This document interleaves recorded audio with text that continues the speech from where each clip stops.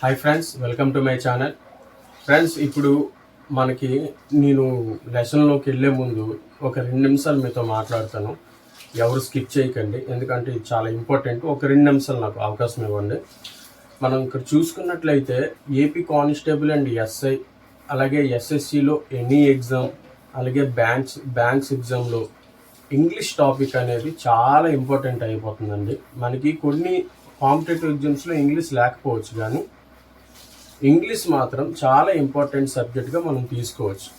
ఎస్ఐలో కావచ్చు, ఏపీ కానిస్టేబుల్స్లో కావచ్చు, నెక్స్ట్ సచివాలయాల్లో కావచ్చు, నెక్స్ట్ అదేవిధంగా ఎస్ఎస్సి 10th క్లాస్ నుంచి మనకి సీజీఎల్ వరకు కంప్లీట్గా ఇంగ్లీష్ సబ్జెక్ట్ మీద ఎగ్జామినర్ అనేవాడు ఒక ఫోకస్ అనేది చేస్తారనమాట. ఇక్కడ మనం చూసుకున్నట్లయితే గ్రామర్ పాయింట్ ప్రతి క్లాస్లో చెప్తారు, ప్రతి కాంపిటేటివ్ సంస్థల్లోని చెప్తారు. ఇప్పుడు పెద్ద పెద్ద స్టడీ సర్కిల్స్ ఉన్నాయి, గ్రామర్ పాయింట్ అనేది వాళ్ళు చెప్తారు. కానీ ఇక్కడికి వచ్చేసరికి మనకి సినోనిమ్స్ అనేది ఎక్కడ చెప్పరండి. సినోనిమ్స్ అంటే ఏంటి? ఒక అర్థానికి అదే అర్థం ఇస్తూ అనేక పర్యాయ పదాలు ఉండడం సినోనిమ్స్. అయితే ఇదేంటి? ఇది ఒక టాపిక్ కింద చెప్పినా ఇది అంతమవ్వని టాపిక్ అనమాట. దీనికి అంతం అనేది లేదు, ఎందుకంటే ఎన్నో పదాలు ఉంటాయి. ఒక పదానికి దాదాపు ఒక 10 పర్యాయ పదాలు ఉంటాయి. కాబట్టి ఇది ఏ ఇన్స్టిట్యూట్ వాళ్ళు మనకి నేర్పించరు, దీని గురించి చెప్పరు. జస్ట్ సినోనిమ్స్ అనుకుని మనకు ఒక బుక్ ఇస్తారు. ఆ బుక్లోని ఒక 1000 కానీ, ఒక 300 కానీ, ఒక 500 కానీ సినోనిమ్స్ ఇస్తూ ఉంటారు. అయితే దాన్ని మనం కంప్లీట్గా చదవగలమా? చదవలేము. కంప్లీట్గా చదవలేము. దానికి కొన్నిటికి అర్థాలు కూడా మనకు తెలియవు. అది ఒక ప్రింటెడ్ మెటీరియల్లో మనకి పొందుపరిచి ఇచ్చేస్తాయి. దీన్ని దృష్టిలో పెట్టుకుని నేను కాంపిటేటివ్లోకి అడుగు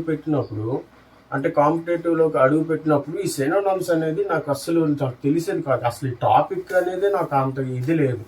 కానీ కొన్ని ఎగ్జామ్స్ రాసినప్పుడు సిమిలర్ మీనింగ్ అని ఏపీ కానిస్టేబుల్లో ఫైండ్ ద సిమిలర్ మీనింగ్ అని ఏపీ కానిస్టేబుల్లో కొన్ని ప్రీవియస్ ఎగ్జామ్స్ రాసినప్పుడు దాదాపు ఈ సిమిలర్ మీనింగ్ మీద, వ్యతిరేక పదాలు యాంటోనిమ్స్ మీద దగ్గర ఒక 4 మార్కులు వచ్చేస్తుంది. ఎస్ఎస్సి జీడీలోనే అలాగే దగ్గర దీని మీద ఒక 10 మార్కులు మనకు బేస్ అయిపోయి వస్తుంది. సో ఇదైతే చాలా ఇంపార్టెంట్ అయిన టాపిక్. మనం రెగ్యులర్గా ఒక మొబైల్ తీసుకుని మనం రెగ్యులర్గా ఒక వీడియో చూస్తుంటాం.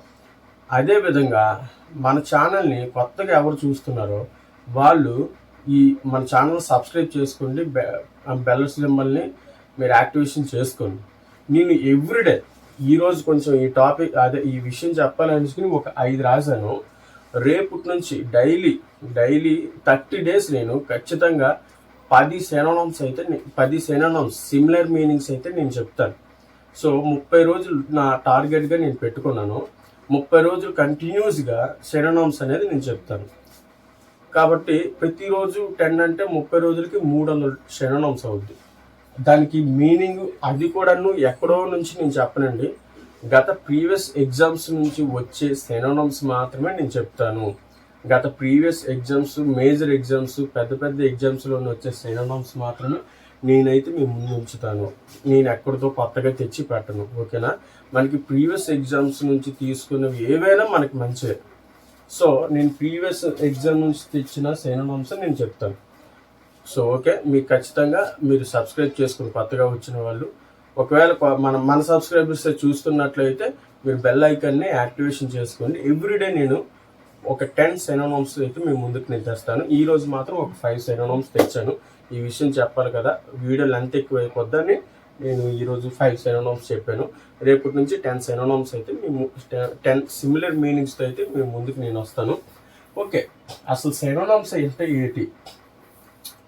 సినోనిమ్స్ ఏంటంటే ముందు దీన్ని మనం ఇంగ్లీష్లో చెప్పుకుని తర్వాత తెలుగులో చెప్పుకుందాం. Words with nearly the same meaning but used differently.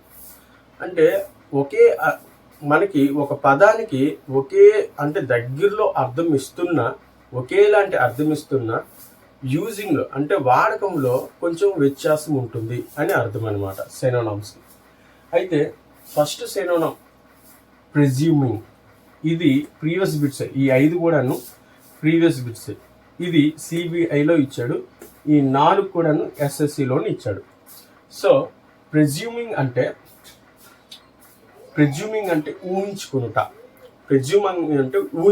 ఇప్పుడు మనం ఏపీ కానిస్టేబుల్ అభ్యర్థులం ఊహించుకుంటున్నాం. మనం గ్రౌండ్లో పరిగెట్టినట్టుగా, మనం జాబ్ కొట్టినట్టుగా ఊహించుకుంటున్నాం. అంటే వాస్తవంగా మన దగ్గర లేని దాన్ని మనం తీసుకున్నట్టు, అంటే మనకు వస్తున్నట్టు ఊహించుకోవడం అనమాట. అది విశ్వాసం, మన మీద మనం విశ్వాసం ఉండడం అనేసి అర్థం. ప్రిజ్యూమింగ్ అంటే దానికి పర్యాయ పదాలు assuming, supposing, taking for granted. అంటే గ్రాంట్ అయ్యింది తీసుకోవడం అనమాట, ఊహించుకోవడం.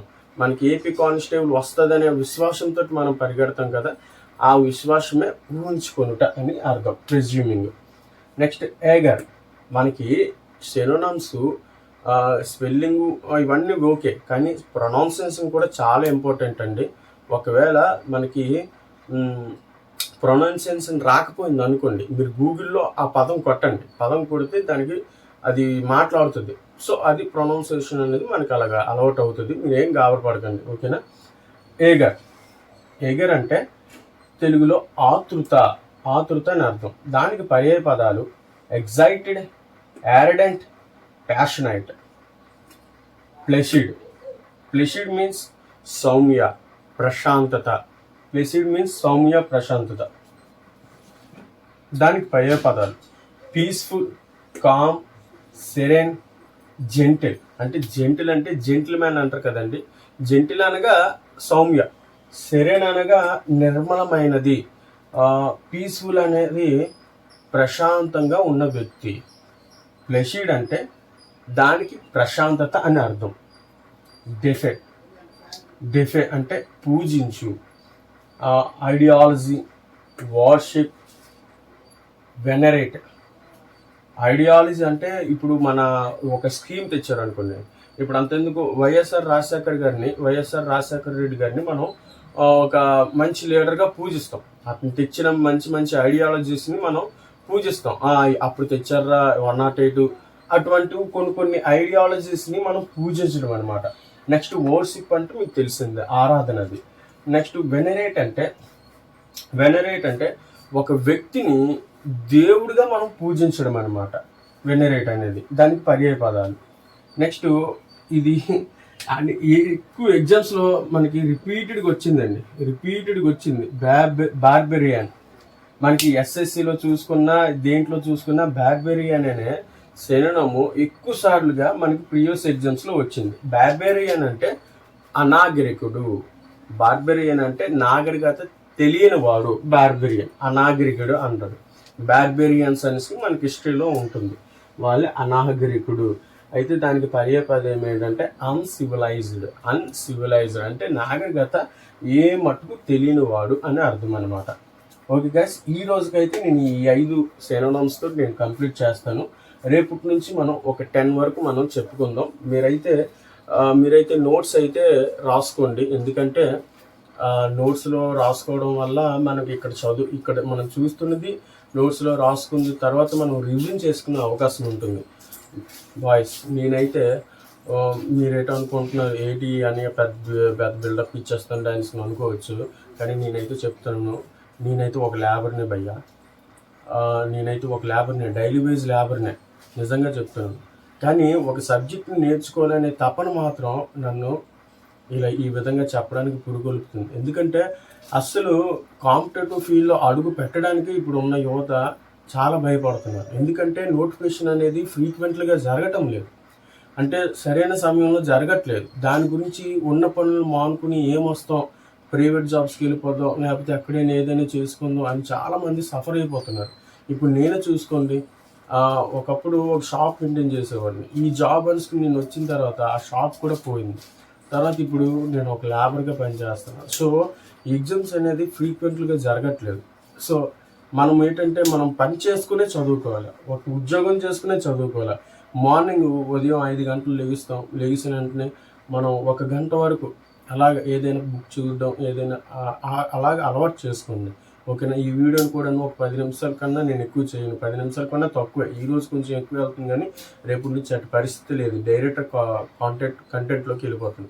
ఓకేనా. ఒక 5 నిమిషాలు చూసుకుని రాసుకుని దాన్ని మళ్ళీ రివిజన్ చేసుకుంటే మన జీవితాంతం గుర్తుంటుంది ఇంగ్లీష్ అనేది. ఇంగ్లీష్ ఎందుకంటే ఇది అనంతమైన బాబు, ఇంగ్లీష్ మనం దాన్ని పూర్తి చేయలేం. సో అందుకనేసి నేను ఈ వీడియో చేస్తున్నాను. All the best guys, God bless you, జై హింద్.